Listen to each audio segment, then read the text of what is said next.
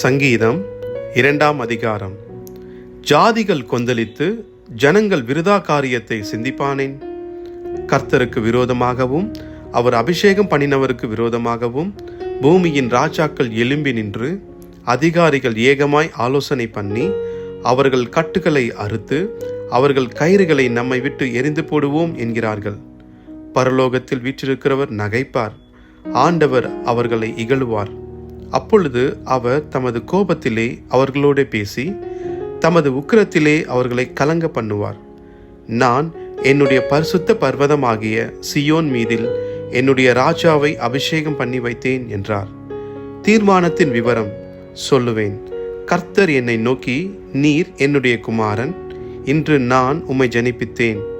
என்னை கேளும், அப்பொழுது ஜாதிகளை உமக்கு சுதந்திரமாகவும் பூமியின் எல்லைகளை உமக்கு சொந்தமாகவும் கொடுப்பேன். இருப்பு கோலால் அவர்களை நொறுக்கி குயக்கலத்தைப் போல் அவர்களை உடைத்து போடுவீர் என்று சொன்னார். இப்போதும் ராஜாக்களே, உணர்வடையுங்கள். பூமியின் நியாயாதிபதிகளே, எச்சரிக்கையாயிருங்கள். பயத்துடனே கர்த்தரை சேவியுங்கள், நடுக்கத்துடனே களி கூறுங்கள். குமாரன் கோபம் கொள்ளாமலும் நீங்கள் வழியிலே அழியாமலும் இருக்கும்படிக்கு அவரை முத்தம் செய்யுங்கள்.